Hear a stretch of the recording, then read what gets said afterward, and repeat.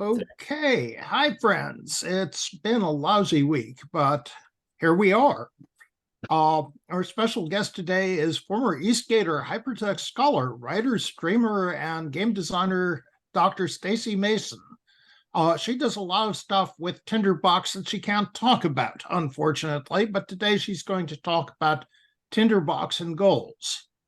It's Saturday, October 14th, and this is Tinderbox Meetup. I'm Tinderbox designer Mark Bernstein, and here is Michael Becker. Hey, everybody. For those that have never been to a Tinderbox meetup, our typical format is we go around the room and we have new people introduce themselves if they're so inclined. We then start setting an agenda. We talk about problems, challenges, interests, opportunities that people are working through and with Tinderbox. We'll then drop in to work through those problems. And then if we have a theme, we talk about the theme. And today we have a theme, which is Stacy. So welcome, Stacy. Thanks. We're excited to have you here. Thank you guys for having me. That was a wonderful introduction too. I think that covered most of my background and what I'm up to. And so without further ado, let's give you the floor. We've got an hour and a half and let's just jump right in. Cool. Yeah. So as Mark said, I'm former Eastgater. I do a lot of things with Tinderbox that I can't talk about. So I figured goals was pretty neutral, and I did go through and kind of sanitize a document that I have so that we can talk about that a little bit. Yeah, goals are one of those like interesting and universal things, and I've been tracking goals in Tinderbox since I was at Eastgate. I think I started tracking goals in Tinderbox back in 2009, and the way that I do that has sort of evolved a lot each year since then. Yeah, let me kind of think about yeah. So a couple of things have evolved for me since I started doing this. One is that when I started, all of my work was done on Mac. And so having kind of goals, to-do lists, task lists, like all of that stuff could kind of be in a centralized place. As I went further into the games industry, more and more of my work now needs to be done on a PC. So I'm doing a lot more jumping back and forth between Mac and PC. And so that's one thing that I have to kind of keep in mind. So yeah, as Mark said, I'm a person who wears many hats and is often working on a lot of things at once. And so as a result of that, my goals are a little all over the board. And I've found that over the years, as I have been wanting to track them and all of that, I have found that like my goal document has become sort of more and more and more all-encompassing. So what I wanted to do today is sort of talk about how I sort of break down goals, how I think about them, and then show you my document for them. I have found from the Tinderbox weekends that we used to do that even if somebody is doing a thing that is very similar to what you're doing and you're like, oh man, no, I've totally got it. It's actually really cool to just see different people's approaches to things. So hopefully this is helpful.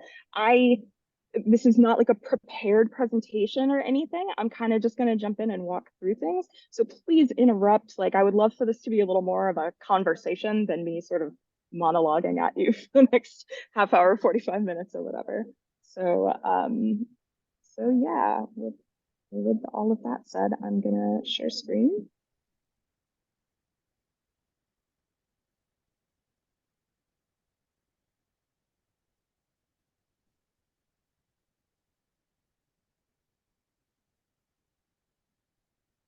Oh, it doesn't like my access.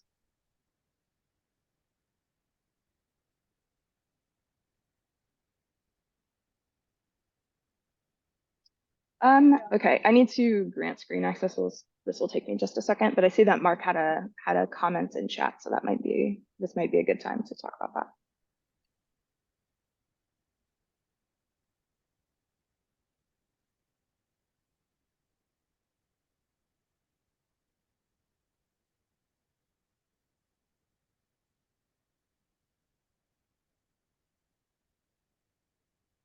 Okay, looks like Zoom is gonna make me rejoin. Sorry about this. So I will be right back.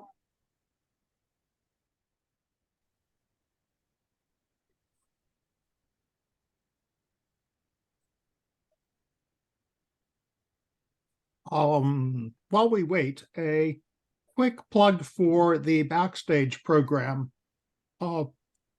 This week we had another new Backstage release prompted by some problems noted in the forum. And if you have those problems, or if you want to be free from things that people have found in the last few weeks anyway, go ahead and join the Backstage program, and that way you can get the latest betas. Yes, Art, you have a question about exporting linked files with the project. Yeah, basically, I'm just wondering if there's a say I have a bunch of notes and I have some of them with the file attribute populated, and if I'm exporting that project, is there some way I could export the linked files, just like grab them and put them into an attachments folder? When you say linked files, what do you mean? So say I have a JPEG file or a PDF or whatever it is that's on my project, and I know it's connected to, you know, XYZ nodes. Say I have about 3 or 4 of such attached files. So let me pause you right there. When you're saying attached, what do you mean? Is it an image? They're mentioned in a file attribute, Michael. Yeah, no, my question is, but is it a path to the file on the hard drive, or is it actually pasted in the note? Path to a file on the hard drive. Okay. I have a script I can send you to do that. Thanks. Okay, perfect. There's a command line code you can use that will then move files and all that. Okay, perfect. Thank you. Thanks so much. I haven't done it in a while, so I have to look it back up, but I'll find it and forward it to you. Okay. And it looks like Stacy's back.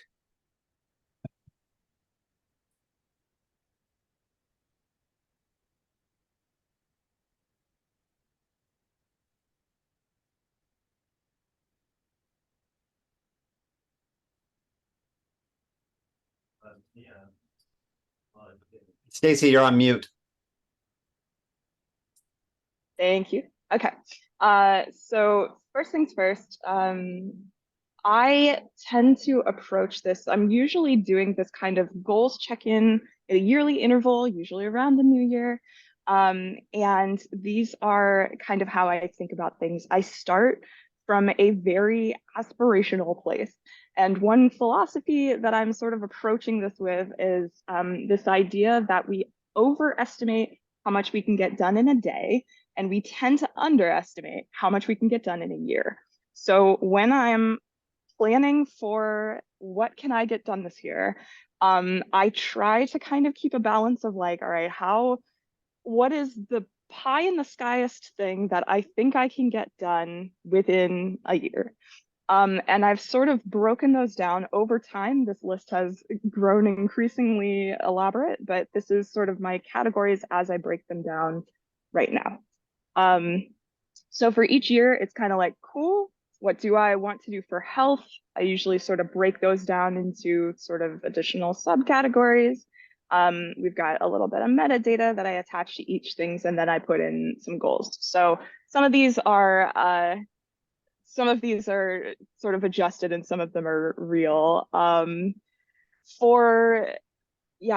I also do not at this point focus really hard on what they call like SMART goals. So I'm not thinking about making these very well defined at this point. It's more, like I said, like this is a very aspirational step of like, okay, each thing, how do I want to be thinking about this? What's the interval that this would need to occur on? Is this more of like a habit or like an actual achievement? So so these are broken down, kind of tagged. For my time scale here, this is sort of like how much of an interval does this need to occur at? That sort of thing. And then some of these are just more like achievement oriented goals, right? So I have some that are kind of recurring habit focused things and some that are more like, all right, there's going to be a definitive point where I hit this as a milestone and we're good. So I'm sort of breaking these down. I don't actually fill in like exactly when I'm focusing on them in this early step. I kind of just aspirationally, let's just get it all on the page. So for health, they're kind of broken down: nutrition, fitness, mental health, sleep, stress relief, medical, that kind of stuff. Personal growth, same thing. Kind of this is where like my meta habits and like checking on your habits stuff actually goes. For introspection, it's things like journaling and all of that. My professional goals are usually sort of split across whatever projects I have on at the time. So my professional life is kind of split usually between client work for various game companies, and then also sort of what I consider kind of just general career growth sorts of stuff, speaking at conferences and kind of, I do a lot of freelance stuff. So I'm kind of always on the hustle. So that sort of thing goes there. And I do keep that separate from things that are creative or project endeavors that are sort of not really client work, but are maybe work adjacent things. So these are things like running a blog, having a stream. As Mark mentioned, I do a lot of streaming. And then my stream is called Cerebral Arcade. So then there's also a lot that goes into like running the socials for that kind of thing. Also good just to keep in with family. So there are usually goals like calling a family member once a week and things like that. My family lives across the country, but this is just a thing where I want to kind of get everything on the page for this stuff. And you'll notice for some of these, there are things like success criteria. That's usually an additional step that I do after I just kind of get everything down. Similarly with financial goals, these are sanitized versions of financial goals. So things like maybe this year we want to eliminate our credit card debt, and maybe this year we want to save 50K for a house down payment, which is not a realistic down payment in the Bay Area, but for the sake of this.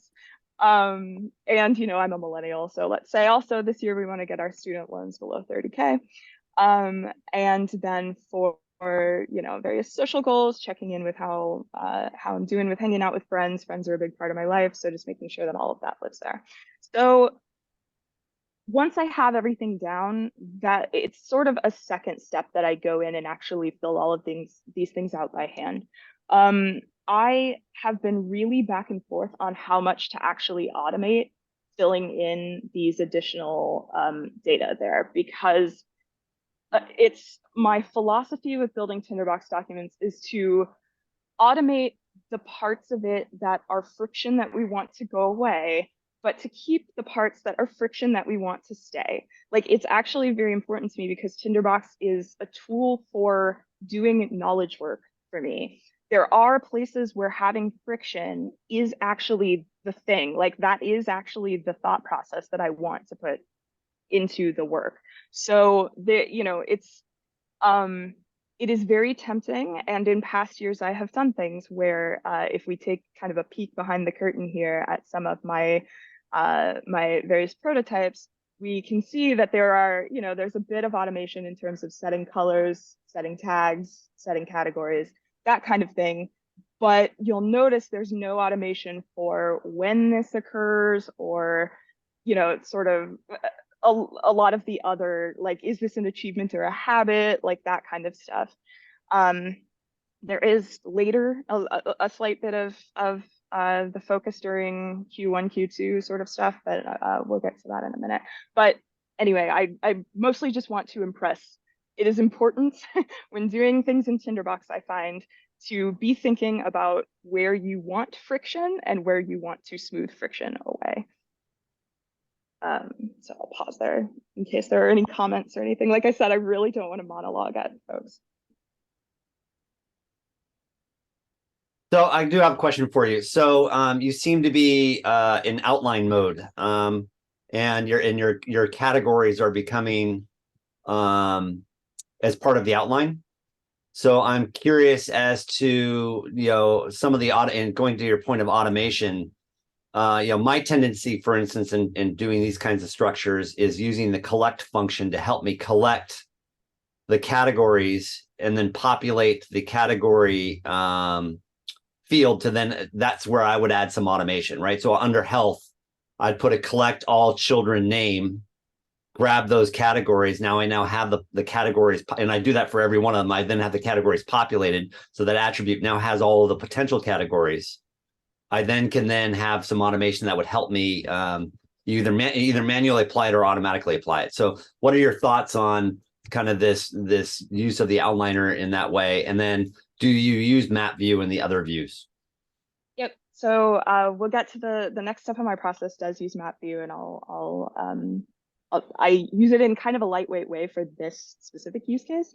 But yeah, the collect stuff, that all totally makes sense to me. What I end up doing after I have gone through and sort of focused on, okay, is this a recurring habit? Is this, how often do I want to be thinking about this? When is this going to be occurring in kind of my rough estimation? Then I actually have sort of a little dashboard, and I think it's this is also a thing I've gone back and forth on over years. I actually wish I had some of my old ones I could show like the evolution of, but alas. So yeah, so then I kind of just have some really simple agents that collect things for me. So I'm like, okay, the limiter on how much we can get done in a day is usually often not our time in that day. It's actually usually our focus. And this is especially true for me with ADHD. So I like to have this as just like a quick sanity check on, okay, how many things am I actually looking at doing every day that I'm trying to check in on? And for each of these, it's sort of like, okay, how much mental energy am I going to have to expend on each of these things? And is that realistic for my day to day? I do my best guess, and sometimes that's correct. So yeah, I find this year I have found my weekly checklist is too much. So that's the thing that kind of over the year I've kind of been poking at and tweaking a little bit, but it's a lot of things each week. But so at this stage though, this is just kind of a first sanity check. How does all of this make sense? Which okay, let's say that we've gotten this to a place where this is starting to make sense. Each of these agents is grabbing things that have a daily timescale, which is sort of my, or obviously the daily checklist is doing that, the weekly checklist is looking for weekly, etc. And these are basically just looking for the ones that I have kind of considered to be habits as opposed to actual goals. And so those are sort of sorted into checklists here.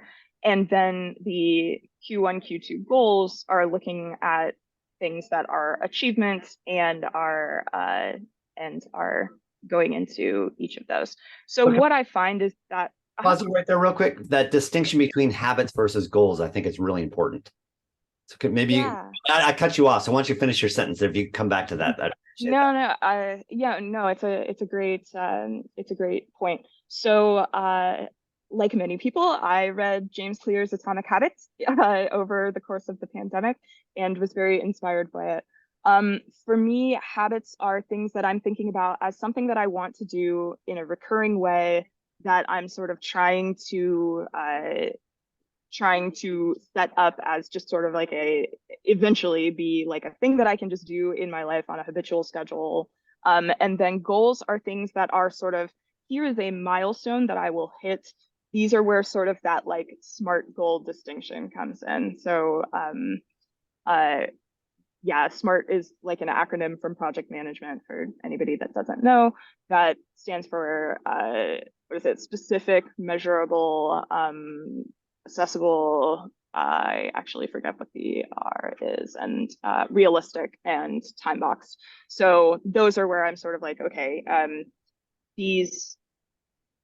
the things that I have listed under goals are like the example that I was showing above of like run 1,000 miles over the year. There will be a point at which that is true and checked off, and now we're done. Stacey, what was the habits book you mentioned? That is Atomic Habits by James Clear. We'll get that in the chat. Yeah, it's very good. Very, very good. So yeah, so usually what happens by about this point is I take a look at my goals for each quarter, and they are usually front loaded to Q1 and Q4. So right around this time is where map view comes in for me. So at that point, I will usually switch over to a map view and sort of lay out what my goals are across the year. And this is where those various colors come into, because I can now sort of see at a glance, like, okay, most of the things that are these sort of like, specific goals are, for example, red. So that means this year I had a lot of very health-oriented goals. There were, a couple of these light green financial goals, and, a couple of purples represent career and things like that. The adornments on this particular map, again, just have some really light actions that will set the quarter focus for me. And this is a point where, yeah, again, I'm just kind of generally moving things around the calendar. This is usually the point where I'm also busting out my Google Calendar to say, like, okay, well, GDC is going to happen in March. So is it realistic to put a bunch of health goals before that? Because usually that's the time of year when I'm working a lot. Usually December is a time that I work really hard up to the beginning of December, and then I have a lot of downtime in the middle of December. So that's usually a good time for things like family and those sorts of goals. So yeah, so that's sort of how I'm thinking about these things. So Once I Stacey, for those that may not know, and then let's let David ask, Rogers ask his question. You glossed over the smart adornment capability really quick, and for those that want to know, like, what is that? You say I use this thing, and people may not know what that is. totally. Go ahead. So yeah, so if you could explain what you're doing there, that would be good. Yeah, so basically this is super lightweight. I have some other documents that are doing a little bit more with like gathering things onto an adornment and stuff like that, but that's not really what this is about. For me, you'll recall that each of these has the this quarter. And what I was finding when I started this process of moving stuff around on the map was that I would have set something to happen in Q3. I would go to the map and actually look at what my Q3 looked like and realize that actually that's not realistic. I'm going to move this to Q1, and would forget to update things. And yeah, I was basically muddying my own data. So so I set up the adornments to basically just automatically set that property for me. Again, it's one of those things where when I'm in the phase of this where I'm in the outline view, I don't necessarily want to set that automatically because I want to be thinking at that stage about where things go. But once I move into this stage and I'm more just like, no, actually, let me move things around around the map, that's a point where I don't necessarily want to be having to go back and fiddle with that property. So yeah, so that's where I automatically set that. So it's basically just an action on the adornment itself. And again, to be very clear, for those that are watching this, what that means is when she runs the agent, any note that meets that criteria will be moved onto that adornment. No, it actually doesn't. It's an on-add action as opposed to like a smart adornment, as it were. So it will not like it basically like anytime when you manually put it on there, it's adding that. That's right. That's right. That's so when I move, like, for example, if I took this one, which currently has a focus during Q1, and I moved it over to Q2, like so, then it should automatically update here. Perfect. So that's an example of the automation that you want there. You're having to automatically update the value of that attribute on that movement. Got it. That's right. That's right. Dave Rogers has his hand up. Yeah. So this is perhaps a more of a higher level view, or perhaps I'm going a little off topic, but presumably you have established these goals for the year to satisfy some overarching view of the current state of your career, your fit health or fitness or whatever. And so this as a technical exercise for how to use Tinderbox to track goals, this is ideal. But how do you go about choosing your goals, and then as you're reflecting on your progress throughout the year, how does that inform, you know, what caused you to pick that goal to begin with? Does that make sense? Yeah, so the question as I understand it is, how do I decide on the goals that I'm going to be going for in that year? And then how do I reflect and update on those goals throughout the year? Is that kind of Right. See, when I looked at your outline, I thought, okay, then there would be, like, if I were doing it, as I've tried to do something like this many times, a preamble that sort of is an assessment of where I feel I am now, and then, you know, a discussion of how important those various things are to me, and then the goals would be derived from that. I'm always interested to you know, some things are just fun to do. I wanted to run a marathon, so I ran a marathon. I mean, it had no greater meaning in my life, but other things are perhaps more important. So was there some underlying, another document that you don't have to show us or anything, but is there something that informs your decision making in choosing these goals? I think that the answer to that is probably different for each of those individual categories, right? So like the way that I decide on my career goals is going to be different from how I decide on my health goals. I'm an avid runner. I'm always looking to run more and run better. So my health goals and my running goals are usually kind of a continuation of wherever I'm at in my running journey. But that's going to be really different from, for example, my career goals, which are generally more things that I'm thinking about, yeah, on like a 5-year sort of timeline, and it gets blown up constantly. Like this year is a major year of change and turmoil in the games industry. So whatever I had planned for the next 5 years is completely silly and out the window, and that'll be part of my assessment at the end of this year.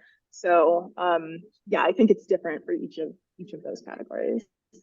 Well, yeah, I think that's why it's important when you do the assessment, when you reflect on, you know, you put a lot of effort into a particular goal, but maybe at the end of the year or whatever, it wasn't overall that important to the big picture, and perhaps that effort could have been expended on something else. So just the bigger picture in mind. Totally. Steve Harf has a question. Just sort of curious at the sort of the level of granularity for some of these goals. You had one where it's like, have 3 vegetables a day.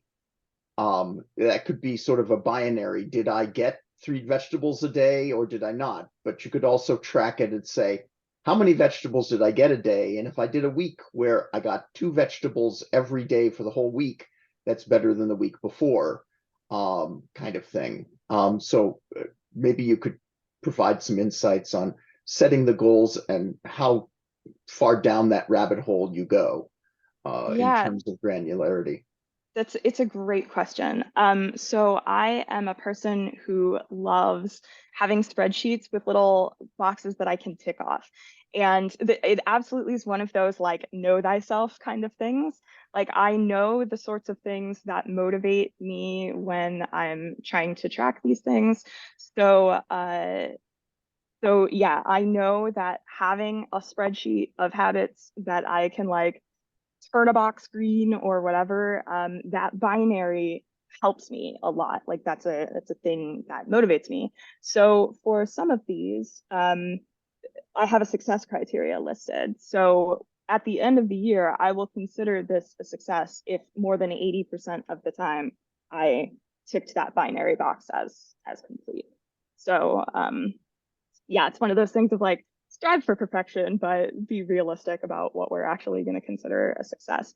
And part of this process is that at the end of each year, I do go back through these and actually look at each of those things. And yeah, assess how I feel that it did, and yeah, exactly as y'all are saying, kind of do the like, well, was this worth all of the effort that I put into it?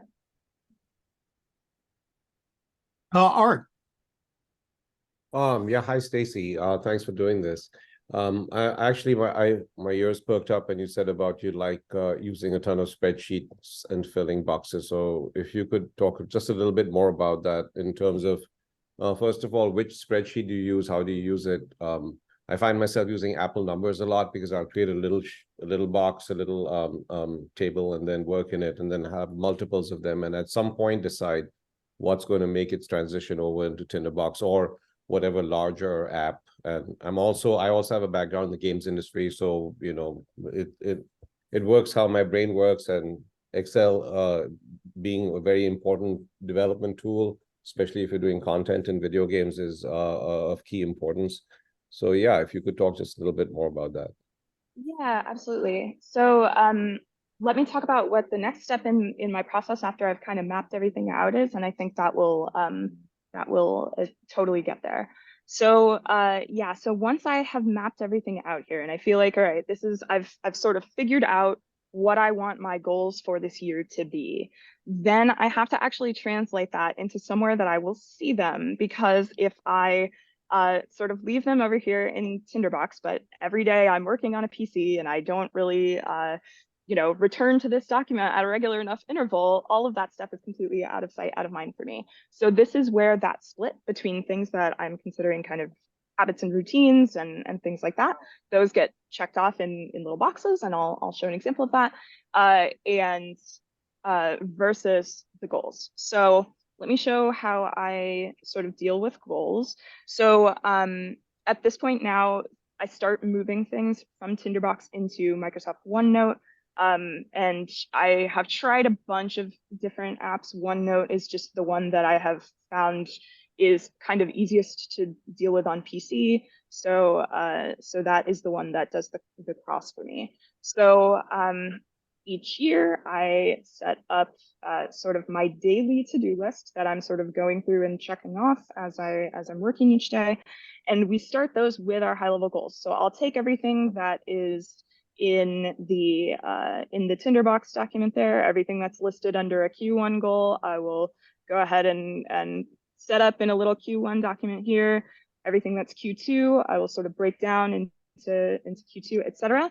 You'll notice for a lot of those health goals that are kind of concentrated toward the end of the year, because those are the ones like, okay, this year I want to run 1,000 miles or whatever. Those often tend to get aggregated toward the end of the year. So this step is also where I'll start to break down intermediate goals. Like if our goal is to save $50,000 for our down payment on our house this year, then that means by Q3, we really want to have 35,000. And that means by Q2, we want to have 20,000. And I'm kind of like sort of benchmarking those throughout the year, just as an example. And you'll see similar things with like different amounts of Twitch followers or whatever.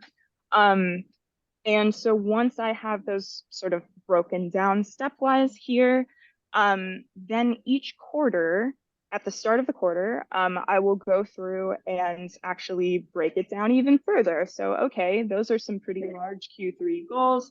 So within Q3, here's what that's actually going to look like when we start to break those down. So, so for the goals, that's kind of what I'm doing there. These ones I did not sanitize as much, so I'm not going to linger on those too much. So yeah, so that's the goal part. For the habit part, I'm going to stop sharing for a second so I can pull some stuff up, and I'm just a little. While you're pulling that up, let me ask you a question. So this, yeah. I really want to come back to this difference distinction between goals and habits, because I think what the intuitive hit I'm getting at some point is habits are behaviors that we want to do, and we believe that if we can continue to follow them or adopt them, that they will then help us achieve our goals better.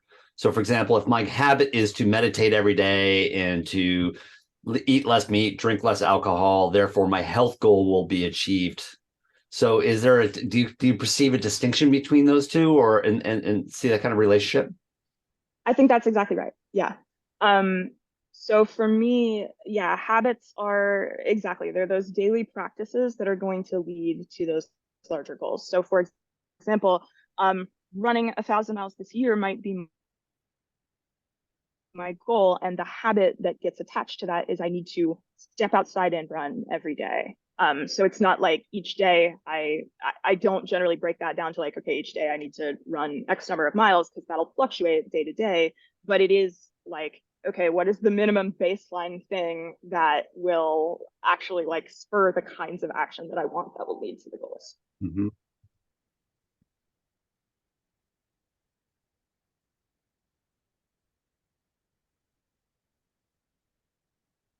Okay, so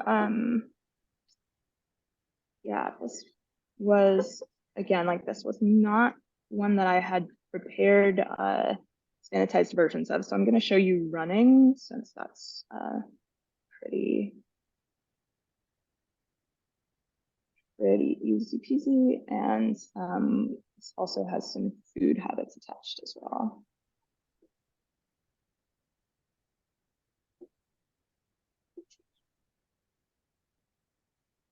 And I have another one too for you as well.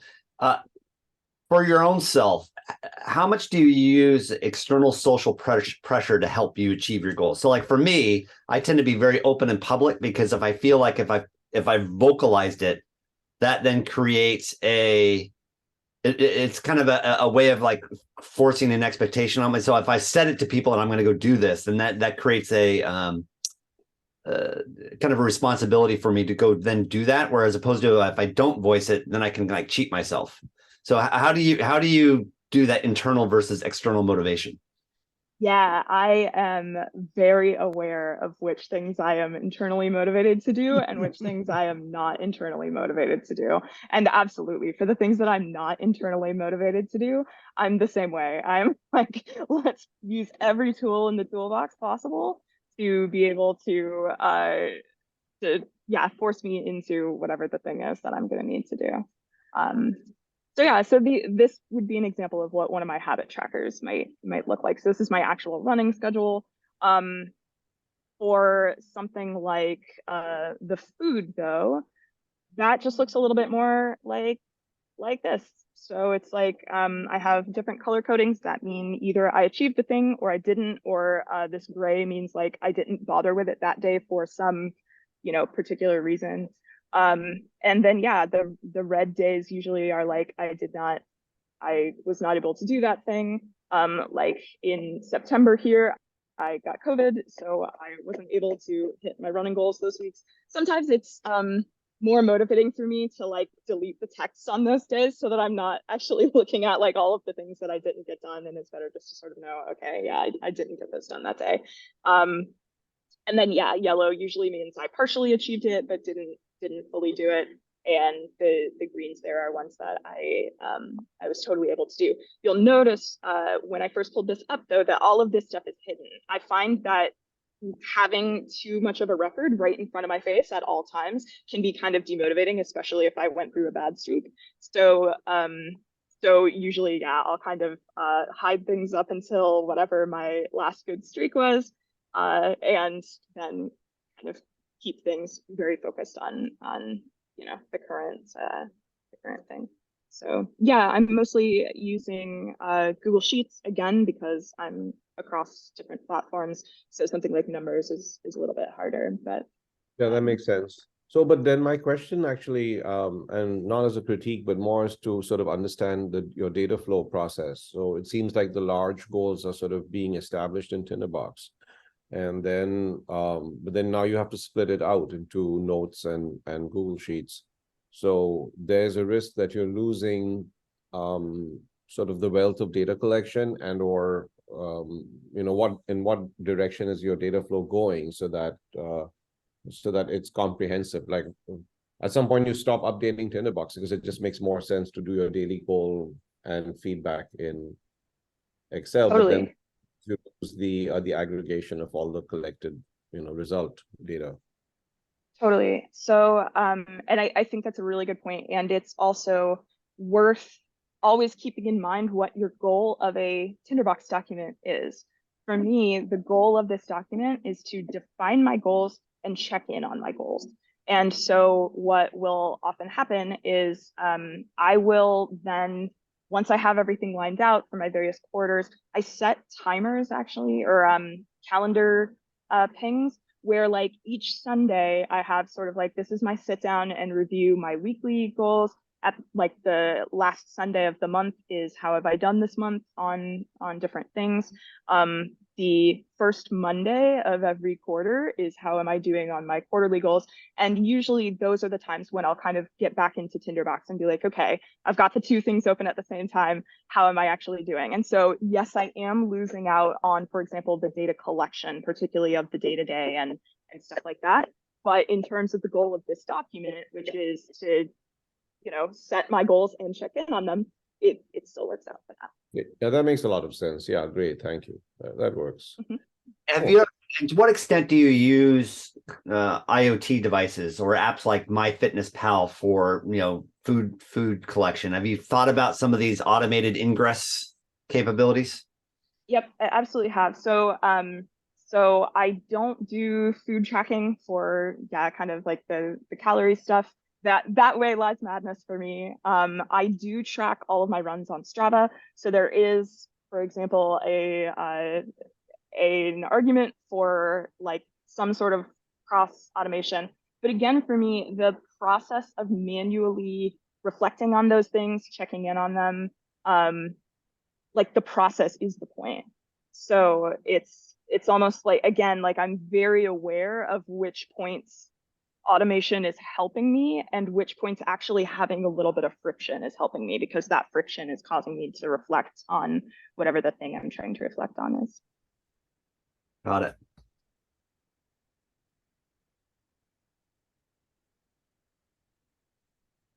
Yeah, so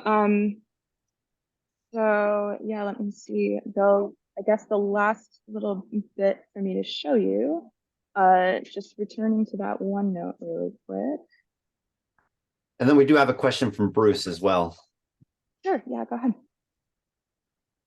Do you want me to wait? No, go ahead. I'm kind of curious. How happy are you with the system that you have? I mean, it's impressive what you've done. And where would you want to see it go if you're not fully, you know, content with what you've put together? Yeah, I am mostly happy with it.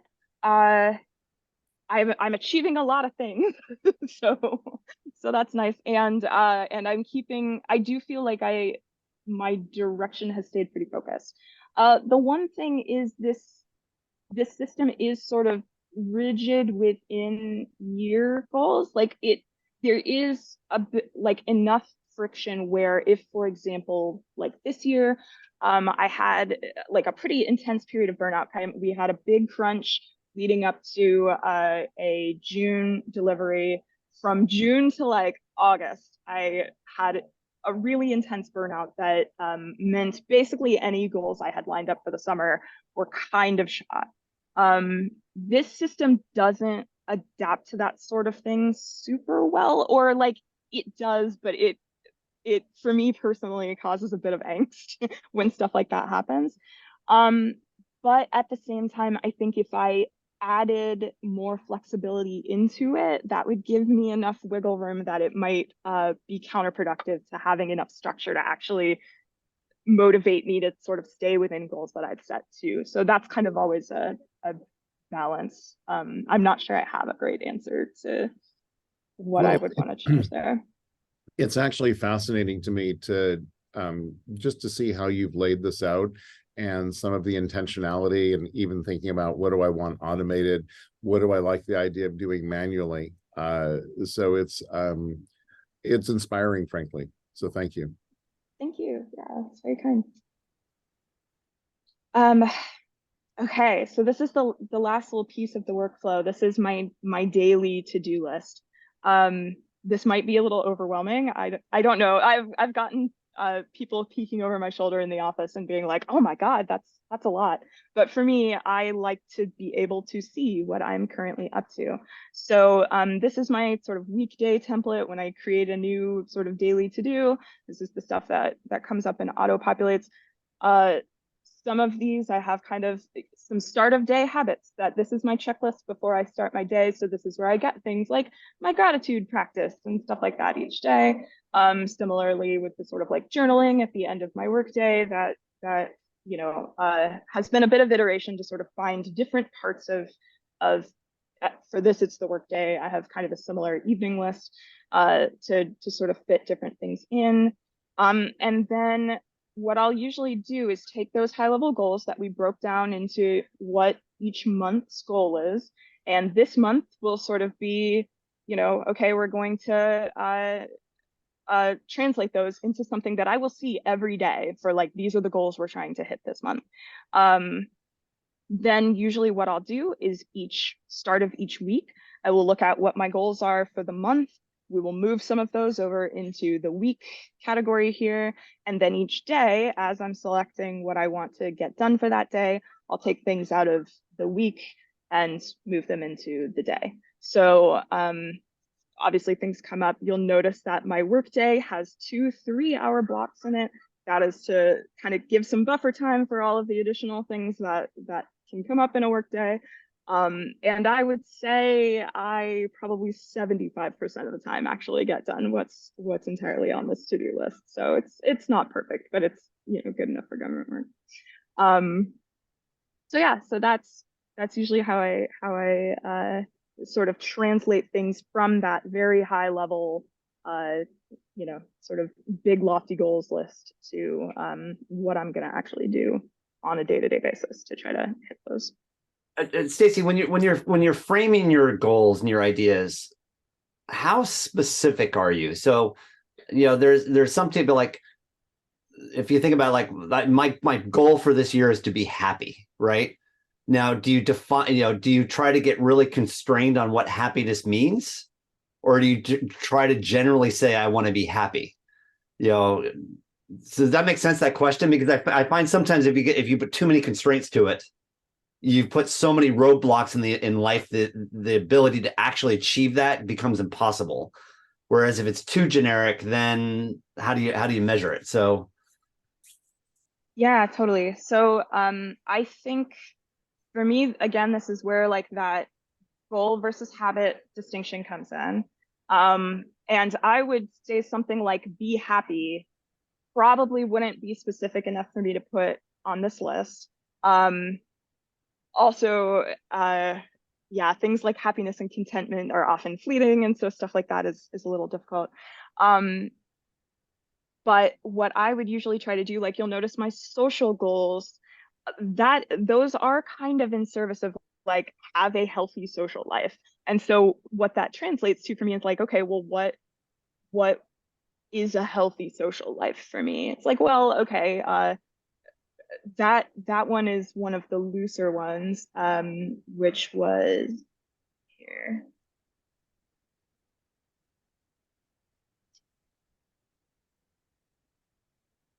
Which are things like check in on how I'm feeling about social stuff. Like every couple of weeks, make sure I invite friends to something. Make sure that I'm not forgetting birthdays and things like that.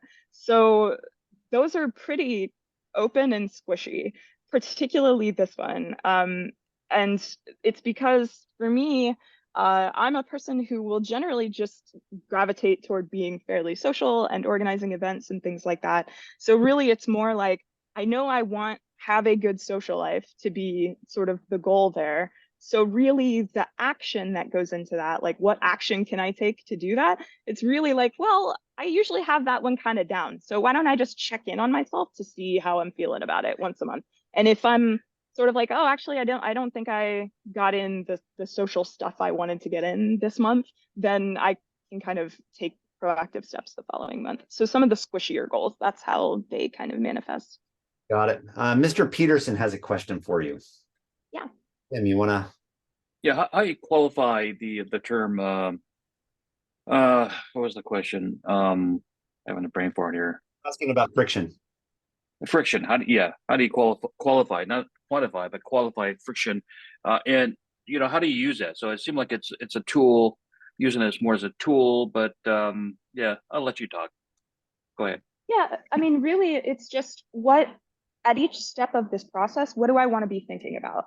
And so for me, it's really like, it's very easy in Tinderbox to automate lots of things. But when I automate something, then I'm not thinking about it anymore. I mean, that's kind of the whole point, right? So for me, it's really about not automating the points where I want to actually be thinking about what I'm doing. It's sort of using the lack of automation as sort of a process to be thinking on what I want that data to be. Is that like a tool for creativity, innovation, or is it a protection type of mindset? Yeah, it's a good question. I think maybe a bit of both. It's sort of depending on what the domain is. Yeah, I am certainly a person that can be a little impulsive in as much as like I'm kind of like, okay, yeah, let's get to it. And so it is in some ways a protection mechanism to sort of pull me back from that and be like, no, actually think about how often you want to be engaging in this activity. How, what point of the year does it actually make sense for you to be thinking about this and that kind of stuff. Right. So when you actually experience some friction, you're in some sort of context, what do you do? I mean, what is your process? I feel friction for something. How do you use Tinderbox to actually maybe distinguish that or extinguish that in some respects? Does that make sense? I don't know. I'm a little bit more dialogic here in terms of the conversation. I apologize. I mean, you feel friction, and I'm like, I got this friction thing going on here. How do I get rid of it? Is this something that you want, or is it something that you want to avoid? Use a tool to automate the friction, get rid of it. It seems like friction is something that can be used positively, and also could be used negatively. You want to get rid of it. Too much friction probably is not good, but you have to have a balance of friction to actually maybe get where you want to go. Or do you want to be deliberate? Yeah, exactly. Yeah, I mean, friction can be exactly something that if I get over the friction, I can get better at what I'm doing. Like working out, it's a kind of a friction. There's resistance going on and friction, and work out more, I'm going to get better health. So I guess the usage of friction is very interesting. An interesting term. I just want to learn more about that. So yeah, it's exactly that. I want to be very aware of the parts of friction that are aiding the stuff I want to think about, and the parts of friction that are just friction, and we can automate those away. And so for me, that's things like setting color and kind of doing a first pass on our categories and stuff like that in this particular context. But yeah, it is like kind of a constant reflection process for me of maybe lost her, maybe. Interesting term though. Yeah, love the way she uses that. Got booted off of Starbucks' Wi-Fi.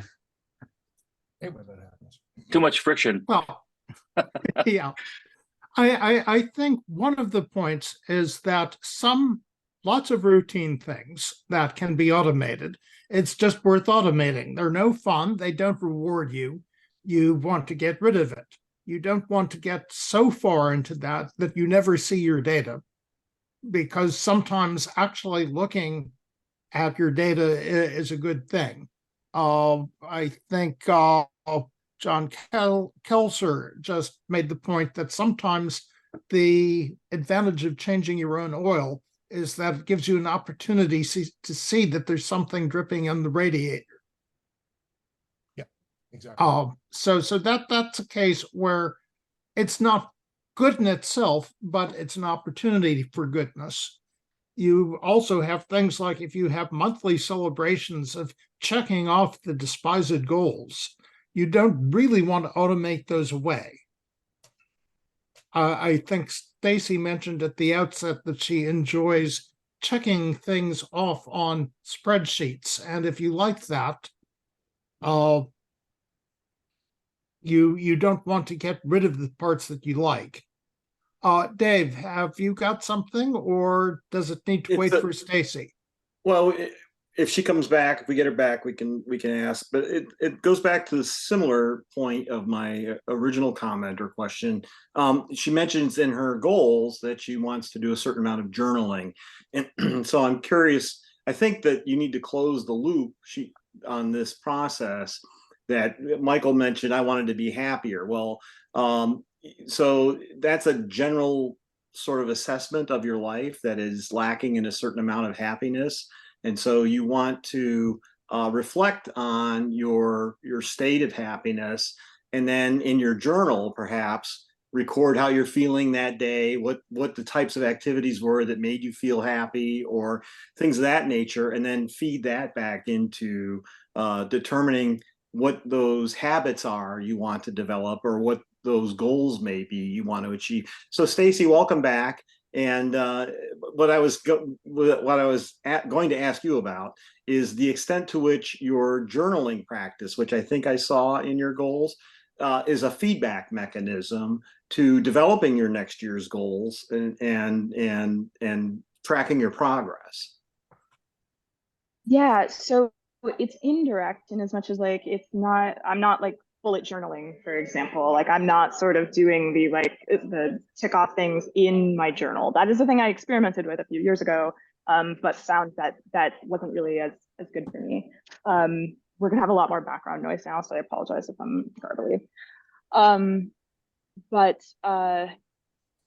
it absolutely is helpful for things like the introspection, figuring out kind of what sorts of things are important to me. And actually one of my goals listed there is not just to journal every day, but actually at regular intervals review my journal, which is also a thing that I kind of had not really done up until last year. And it's really good for finding those kinds of insights.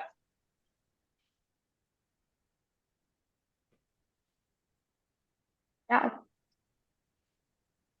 Now, I admire what you, sorry, I keep muting myself. I admire what you do. I have attempted this many times and in many different formats, but I think the attempts have value too. So. Yeah, I mean, that's also a thing. It's like, this is every year, I sort of duplicate this document and evolve it a little bit. And I have found, yeah, that particularly early on, we were nowhere close to achieving most of the goals, but there's so many things listed there, and many of them are very lofty. Like running 1,000 miles in a year is like a lot. So, I mean, that's an average of 20 miles a week, and up and down for things like illness and travel and stuff like that. So it's like with that caliber of goal, and having tons of them, it's like, okay, cool. Even if we only achieve half the things on this list at the end of the year, we've still done a lot, you know, so. Also, I noticed, so how else do you use Tinderbox? So it appears fairly limited, and again, I don't mean pejorative when I say this, but fairly limited use of action code, and I'm not seeing you use any export code. So are you trying to get stuff out of Tinderbox? Yeah, not really. So for me, Tinderbox is a tool that for me is a thinking tool. And so I have experimented over the years with doing it more for kind of the data analysis and things like that. But ultimately, like my best use case for it is for thinking. And so that is very process oriented. So maybe less automation, because I'm interested in what I'm kind of doing manually there, you know. Yeah, I mean, I would say like I don't consider myself like a power user in a, you know, in a funny way. Like most of what I'm trying to do is just use it to facilitate the thinking and capture of stuff I'm already doing. And again, so the manual manipulation of the notes is what you're getting from the thinking process, as opposed to, because one could also argue, though, that using the qualitative elements of Tinderbox could help with that analysis and thinking, right? So if you actually started quantifying in Tinderbox, that could be data to feed into your thinking process. So how do you balance those two concepts? So, I mean, it's a trial and error thing. Like I certainly, having been using Tinderbox for over a decade now, certainly early on, I was very drawn to the quantitative stuff, and my dashboards were a lot more chartsy and stuff like that. Like I got very into that stuff. Over time, for me in that like when you reflect, was this effort as helpful?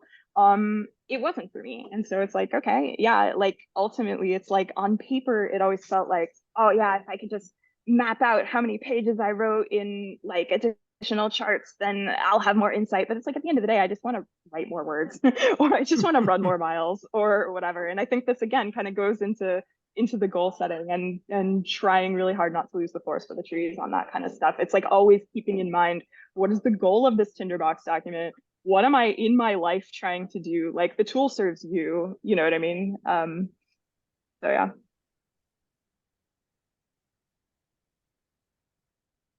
Yeah, I think the interesting what you just said. The quote you just said was, "Don't lose the forest through the trees." And when it comes to goals, I think that I think that's an important point, because a goal is an end, but really is the goal is the goal the end, or is the goal a step towards something else? And I think that trying to keep that in balance, I think, is really important. Yeah, absolutely. Some ways, what I think you're doing strikes me almost as cartography, where you're laying out a map more than the route. If that makes any darn sense. Yeah, that's a really cool observation. Yeah. Art. Yeah. Yeah, so two-part question. So one is, I'm still interested in sort of the round trip. What makes it back into Tinderbox at the end of the quarter, month, year, or achieving such said goal. And the second is, I noticed you mentioned the word review, and you set time aside for review. And I'm curious, just offhand, as to whether you're adopting or to some extent following the whole mind like water, keep your mind empty, getting Dave Allen principle, where review is so important, a part of things. I'm not familiar with that.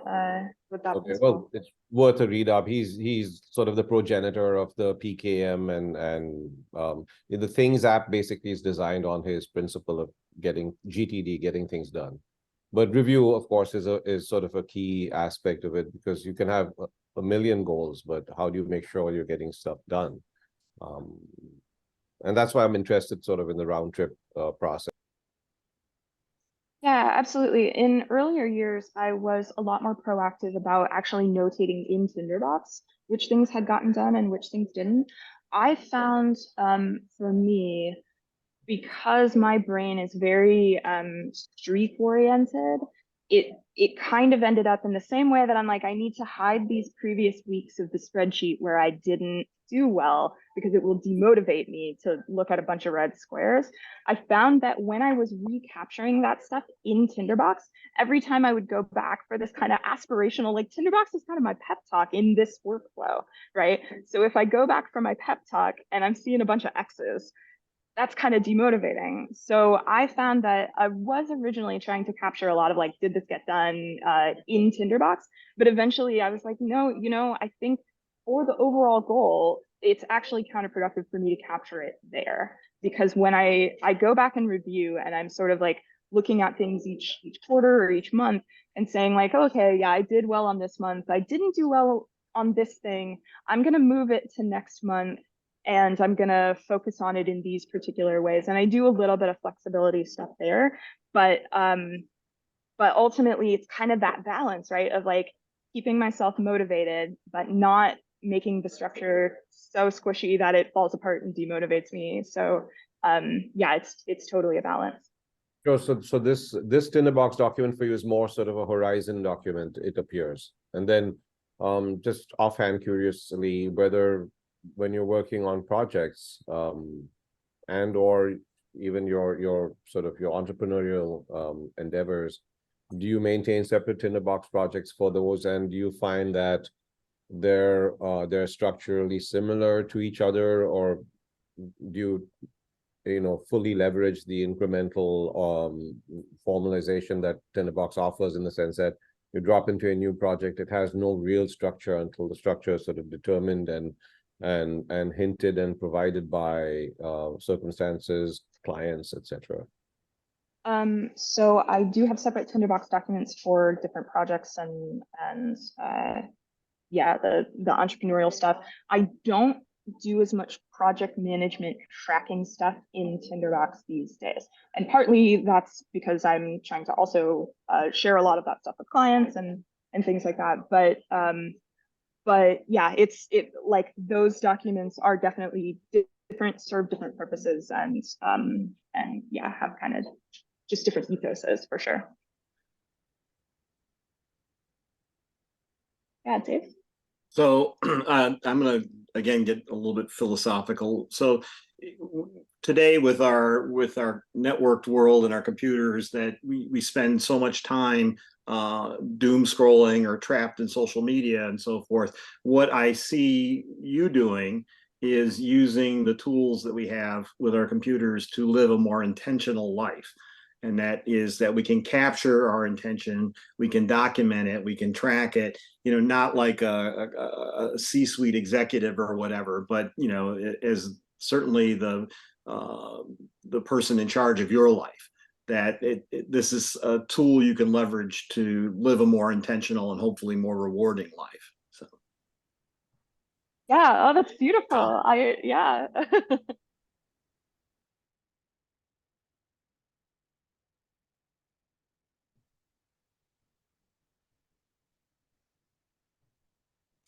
So how are you doing? Speak at once. How are you doing on your miles this year? So I got an injury this year. So I'm at about 600 miles this year. I don't think I'm gonna make it to Believe we're 1,000. there we are. Okay. Yeah, I got injured earlier this year, so I think I'm at 600 something at the moment. I will probably not make it to 1,000. I think I'm probably gonna end up somewhere in the 800s. But again, that's still 800 miles. So, I'm lucky if I do 20 a year going between me and the refrigerator, so I'm totally impressed.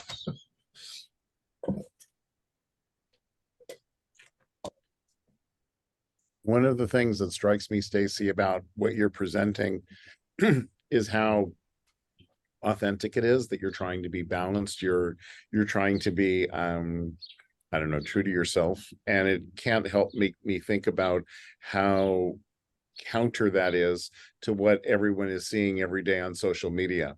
I'm a psychologist and work with kids and adolescents. And one of the things that I frequently hear is how they don't measure up. They don't measure up to their peers. And yet what their peers are putting out there, I question how accurate it is. And so I realize this takes us away from Tinderbox a little bit, but I'm struck by how you're using that tool and wishing elements of that could propagate into others' lives. And I also, just a comment, you made not an offhand comment, but you talked about the red X's when you were looking back. And it's so interesting to me because in my work with parents, how they parent their kids, I try to really get them to let go of the small stuff, that there was a minor thing that happened. Don't focus on that, focus on the positives. And even though it's come into play recently, it's a 40-year-old term called feed forward versus feedback. I first learned of it at Philadelphia Children's Hospital from an article they wrote where they produced videos of kids behaving the way they wanted to see them behave, and advised that parents never video record their kids misbehaving and show them that. And I think of it having similar elements. So as we're trying to stay on track and progress, the idea of having not the greatest memory when it comes to focusing on the traumatizing is too strong a word, but the negatively oriented aspects of what we've done and really focusing on the positives seems to be beneficial. Yeah, it's a really great observation, and also the observation in chat, like reward the behavior you want, ignore the behavior you don't. And I think also like one big philosophical shift for me in the last couple of years is that I've struggled with perfectionism for most of my life, and I've kind of come to a couple of mantras in the last couple of years, and one is that anything worth doing is worth doing badly, and so that is definitely like a big mantra for me. And another is, oh gosh, wow, it just totally floated out of my brain. Not rewarding. Nothing like having that happen in a room full of people, huh? Gosh, I know it. I know it. It's early in the morning here, and the ADHD has not kind of settled for the day. Goodness. Anyway, it will come back to me as soon as I stop trying for it. But yeah, just the idea that we're always wanting to be moving forward with it is it's a really strong one for me. Well, it's interesting because you're getting back to your use of the Tinderbox. You're using it almost as an encouragement platform of sort of getting you back on, I won't say back on track, but getting you able to not look, back to the negative, but this is where I am right now. Do I want to adjust accordingly? And if so, it becomes a positive thing from my end, which is like you're doing it because you want to do it, as opposed to there's 55 X's there. Oops, I'm a bad person. Totally. And I really deeply believe that commitment is really just recommitment, right? Like commitment is about floating away from something and returning to it. It's about kind of always making the effort to get back on track. So yeah. Mark. Yeah, I was just reflecting on the fact, I think it's really interesting doing the sort of, in a sense, the higher level of abstraction that you've got of goals in the Tinderbox, because another thing I noticed is it's all very well, you can make yourself an endless sort of set of tasks to do, all these things that sort of seem really important. But actually having the abstraction is also another useful way of realizing that maybe after, n iterations, that why do I keep writing this goal in here when quite patently I find reasons not to do it? Now, it's not like not going running because you're injured or something, which is understandable. But, sometimes when you look at it at the micro level, you think, yeah, I've definitely got to be doing this, and you build it into the whole thing. And then actually it's not till you zone out, you actually realize I'm really investing quite a lot of effort in not doing this, which then I think gives you the freedom to say, well, let's just stop doing it. or re-engage. I mean, it doesn't matter which. But... Yeah, absolutely. Absolutely.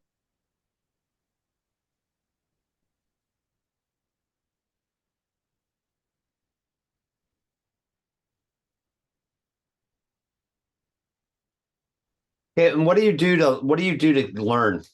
Like, where is it just more sort of like internal self-reflection, or you've talked about some books you've read? Like, how are you documenting your own evolution and filling that need? Oh gosh, I don't know how I'm documenting it, but I mean, I think people are learning always, whether we're trying to or not. I am definitely a person who is sort of deeply aware of my own values. And one of my values is a constant curiosity. So in terms of how I learn, I mean, I don't know. I probably usually have 3 self-help books on at a time, and I listen to podcasts, and like I am constantly consuming media and knowledge.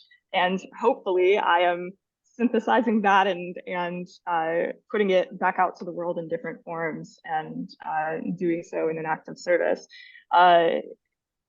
If you were a person interested in following my journey on doing that stuff, I mean, part of my stream that I do on Twitch is a lot of it is focused on, design for video games and that kind of stuff. But we do occasionally have just chatting streams, which are effectively kind of glorified podcasts where sort of just sit around and have philosophical talks about life. So yeah, between that, the journaling, etc., like that's probably the best version of like documentation of that stuff that I have. Oh, thank you for the link. Yeah. So you're somewhat focused on the past.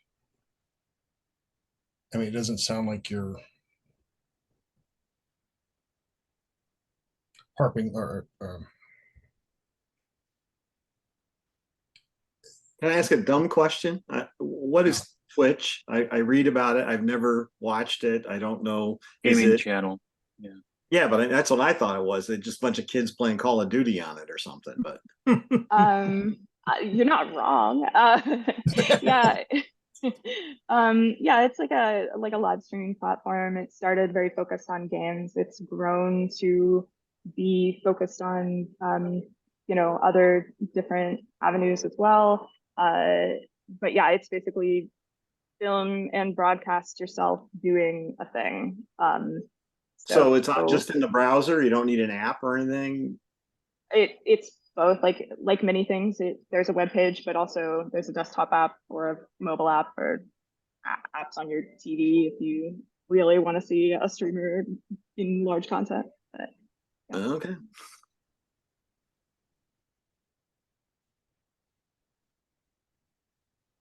Any way we can get a copy of your Tinderbox file? I don't know, it's a little bit too personal, but the way you Yeah. structured it, it's really kind of an outline of what you've structured. Maybe get a copy of it. I don't know if you could. It's too personal. I don't know. The one that I have, even the sanitized one, is a little personal. But as I'm doing it at the end of this year, that might be a good time actually for me to pull and abstract some stuff out, and then I can maybe post them at that point. Yeah, Mark.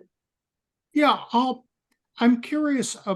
One of the things that you stream is first impressions of games, game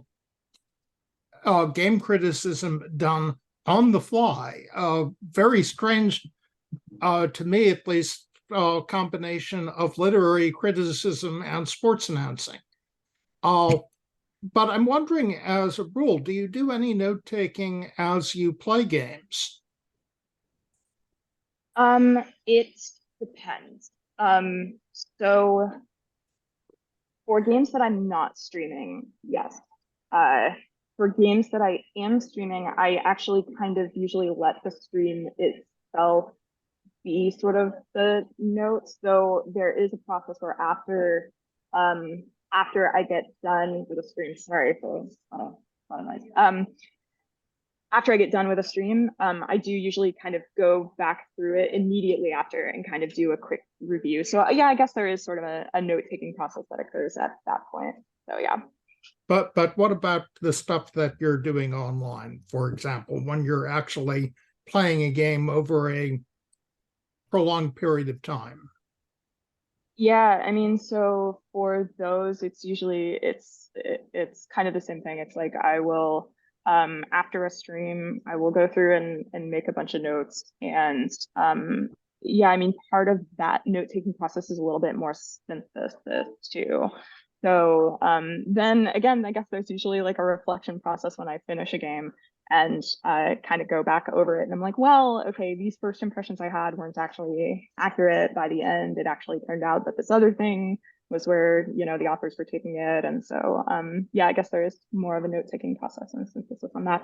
I do actually have a Tinderbox document for games that I'm streaming and that kind of stuff too. And so that's where notes on that sort of thing was. Go back to those notes, or is it the process of creating the notes that's more important? For me, it's the process of creating them. When I'm very ambitious, they turn into blog posts. And so it's kind of like the intermittent step before that happens. So. Thank you.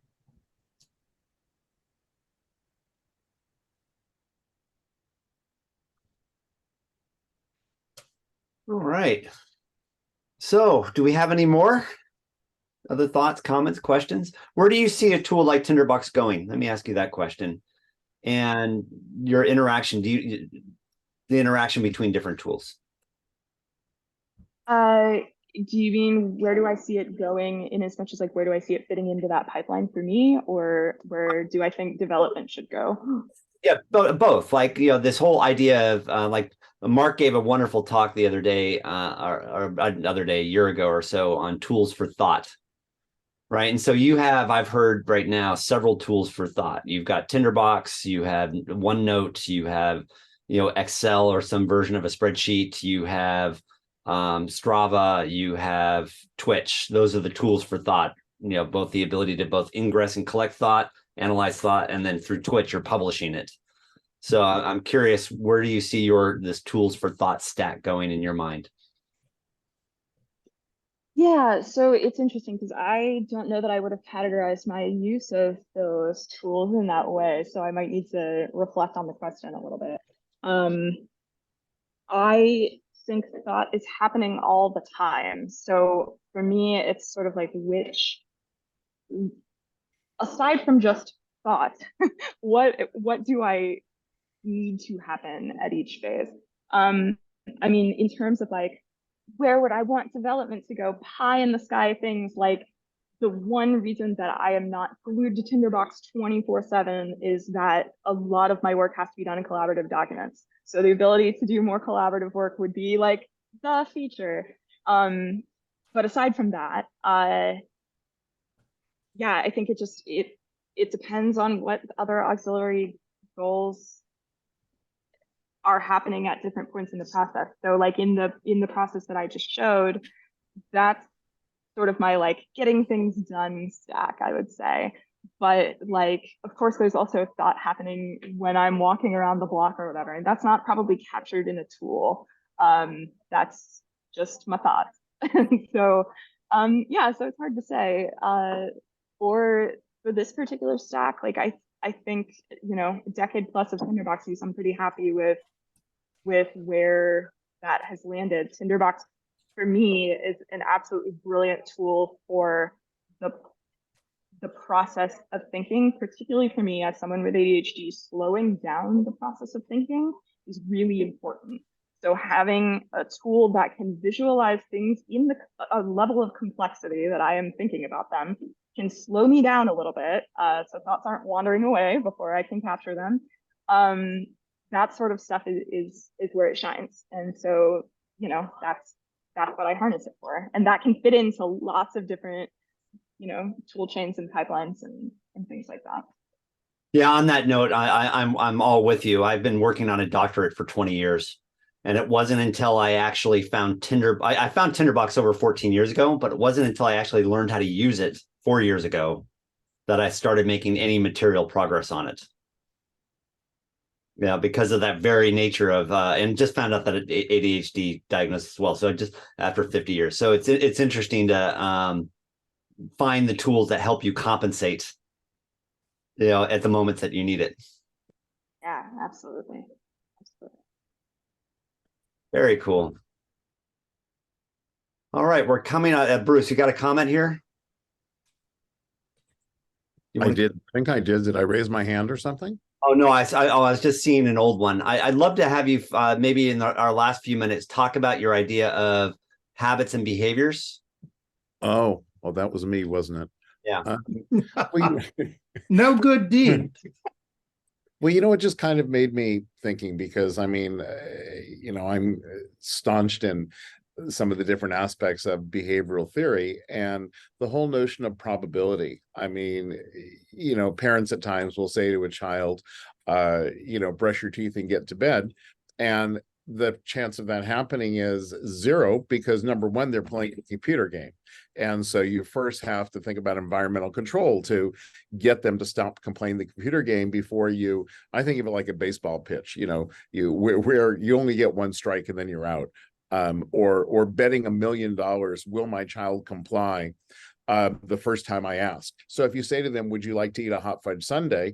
The odds are for most kids, it's 100% probability. And so that whole notion of how probability of engaging in an action for ourselves and when we interact with others, how close we are to 80% or higher really matters. And I think of habits as being those higher probability behaviors with a dash of intrinsic motivation. Behaviors that we're trying to form usually takes more structuring, takes more extrinsic motivation. And I think that's fine if the eventual goal is to have more intrinsic motivation.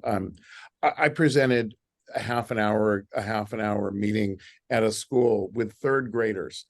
I walked in, the teacher introduced me, I was demonstrating working on social skills, and I rewarded the most oppositional kid who the day earlier I observed was lying on the floor picking his nose. And now he was actually in the chair for 10 seconds. And I rewarded him with something called a hero ticket.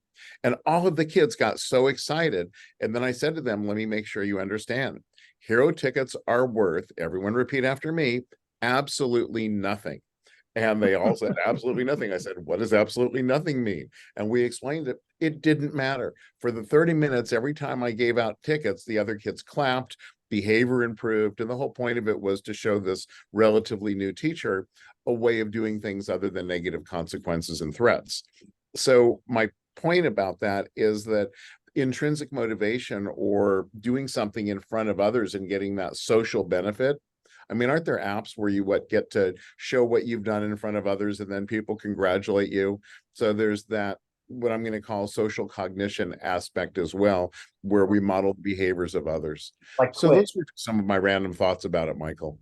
Yeah, yeah. And like Twitch is a great example of an app to show people what you're doing and get feedback on it. I am such a Luddite on social media. I truly am. If I didn't have staff. Yeah, fantastic. All righty. Well, it looks like we're at the top of the hour. Stacey, this was just awesome. Thank you, thank you, thank you. Really appreciate it. Thank you so much. Yeah, y'all are an awesome group of folks. So this was super fun. Thanks. And hopefully we can get you back at some point this time next year, and you can tell us how your goals went for the year. Yeah, absolutely. Hopefully by then too, I can maybe share some other documents that are not NDA'd, but yeah. Fantastic. All right, everybody. Thank you very much. Thank you. Appreciate it. Bye.